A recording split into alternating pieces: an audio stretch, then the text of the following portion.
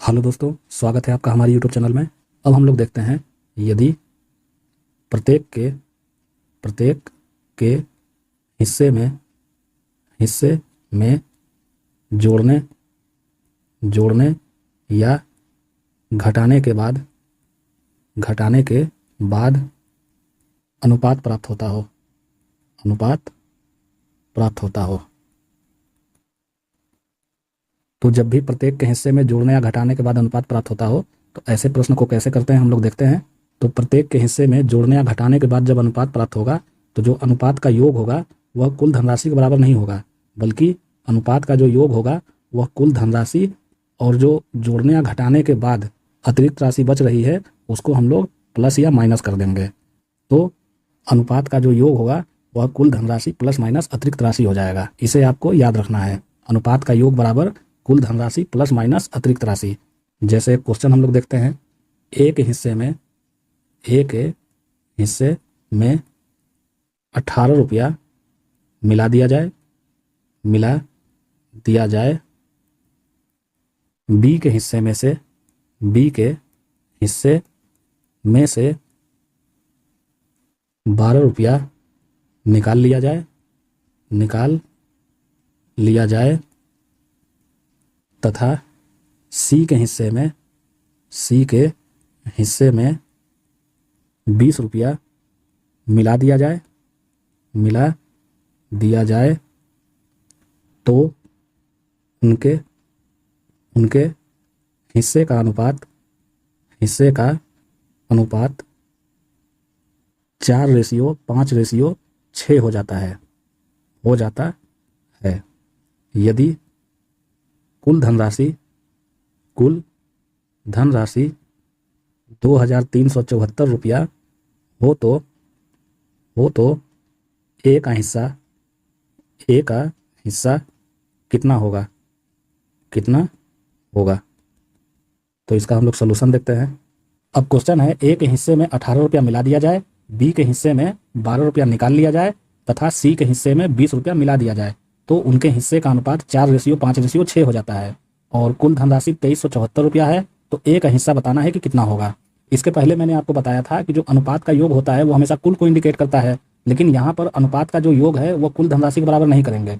जब भी प्रत्येक के हिस्से में जोड़ने या घटाने के बाद अनुपात प्राप्त होगा, जैसे यहाँ ए के हिस्से में 18 रुपया मिलाया जा रहा है यानी जोड़ा जा रहा है, उसी तरह यहाँ बी के हिस्से में 12 रुपया निकाला जा रहा है यानी घटाया जा रहा है।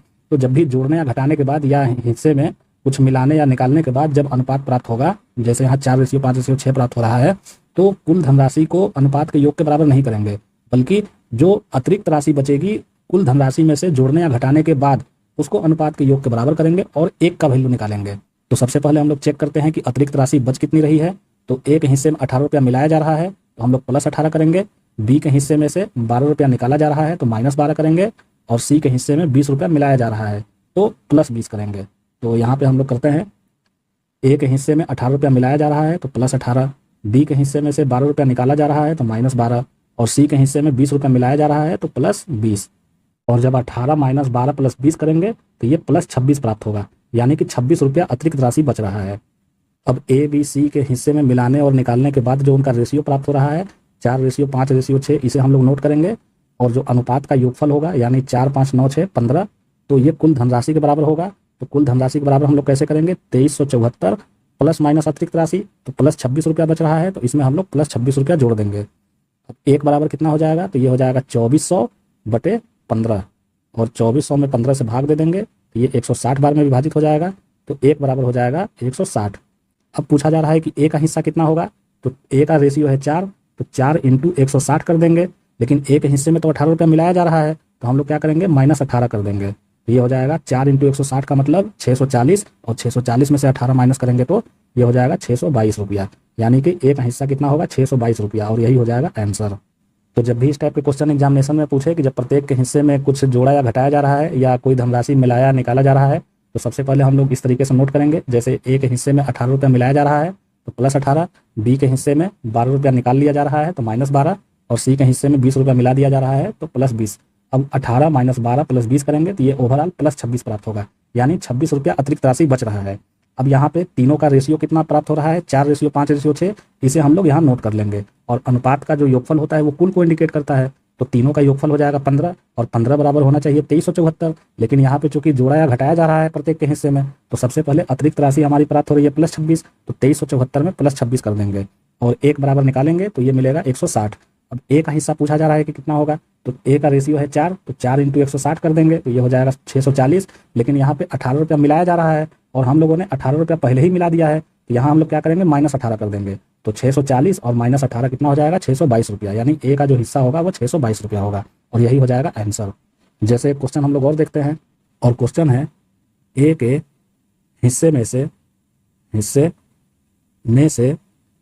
12 रुपया निकाल लिया जाए,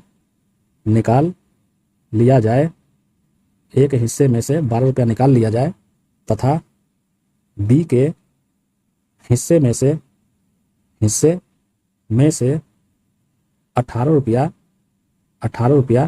निकाल लिया जाए तो उनके हिस्सों का अनुपात 4:5 प्राप्त होता है यदि कुल धनराशि 2730 रुपया हो तो ए का हिस्सा कितना होगा। तो इसका हम लोग सोल्यूशन देखते हैं। अब क्वेश्चन है ए के हिस्से में से 12 रुपया निकाल लिया जा रहा है और बी के हिस्से में से भी 18 रुपया निकाल लिया जा रहा है, तो उनके हिस्से का अनुपात 4:5 प्राप्त हो रहा है और कुल धनराशि 2730 रुपया है, तो ए का हिस्सा बताना है कि कितना होगा। तो सबसे पहले हम लोग क्या करेंगे, अतिरिक्त राशि निकालेंगे।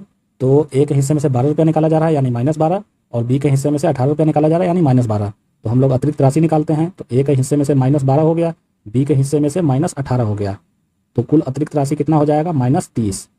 अब ए और बी का जो अनुपात प्राप्त हो रहा है उसे हम लोग नोट करेंगे। तो ए और बी का अनुपात 4:5 प्राप्त हो रहा है और दोनों रेशियो को जोड़ देंगे तो ये कुल को इंडिकेट करेगा। तो 9 बराबर होना चाहिए 2730 यानी कुल धनराशि के, लेकिन अतिरिक्त राशि -30 रुपया प्राप्त हो रहा है, तो 2730 -30 कर देंगे। अब 1 बराबर निकालेंगे तो ये हो जाएगा 2700/9। अब 2700 में 9 से भाग दे देंगे तो ये हो जाएगा 300, तो 1 बराबर 300 प्राप्त हुआ। अब ए का हिस्सा पूछा जा रहा है, तो ए का रेशियो है 4, तो 4 × 300 कर देंगे और ए के हिस्से में से 12 रुपया निकाला जा रहा है जो हम लोग पहले ही माइनस कर चुके हैं, तो 4 × 300 + 12 कर देंगे। तो 4 × 300 का मतलब हो गया 1200 और +12 करेंगे तो ये हो जाएगा 1212 रुपया। यानी ए का जो हिस्सा होगा वो 1212 रुपया होगा और यही हो जाएगा आंसर। तो जब भी प्रत्येक के हिस्से में जोड़ने या घटाने के बाद अनुपात प्राप्त होगा, तो ऐसे प्रश्न को सॉल्व करने के लिए जो भी हिस्सा निकाला या मिलाया जा रहा है उसके माध्यम से हम लोग अतिरिक्त राशि निकाल लेंगे।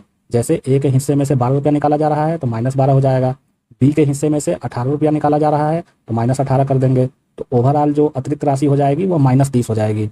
अब ए और बी का जो रेशियो प्राप्त हो रहा है हिस्सा निकालने या मिलाने के बाद वह 4:5 प्राप्त हो रहा है, तो 4:5 को यहाँ नोट कर लेंगे और अनुपात को जोड़ेंगे तो ये कुल को इंडिकेट करेगा, तो दोनों का योगफल हो गया 9। अब ये 9 बराबर कुल धनराशि के होना चाहिए, कुल धनराशि है 2730, लेकिन चूंकि यहाँ जोड़ने या घटाने के बाद अनुपात प्राप्त हो रहा है तो यहाँ पे अतिरिक्त राशि जो आ रही है उसको हम लोग प्लस माइनस करेंगे, तो यहाँ पे -30 है तो ये 2730 -30 कर देंगे, यानी कुल धनराशि माइनस अतिरिक्त राशि। अब 1 बराबर हो जाएगा 2700/9 और 1 बराबर हुआ 300। अब चूंकि यहाँ ए का हिस्सा पूछा जा रहा है तो ए का रेशियो है 4, तो 4 × 300 और +12 कर देंगे, क्योंकि यहाँ पे 12 रुपया निकाला जा रहा है जो हम लोग पहले ही निकाल चुके हैं, इसीलिए यहाँ पे +12 कर देंगे, तो ये हो जाएगा 1212 रुपया और यही हो जाएगा आंसर।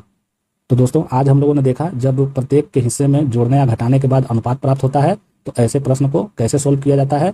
तो दोस्तों आज के टॉपिक में बस इतना ही। अगर आपको हमारे द्वारा पढ़ाया गया टॉपिक पसंद पड़ा हो तो आप हमारे चैनल को लाइक करें, सब्सक्राइब करें और अपने दोस्तों के साथ शेयर करें। धन्यवाद।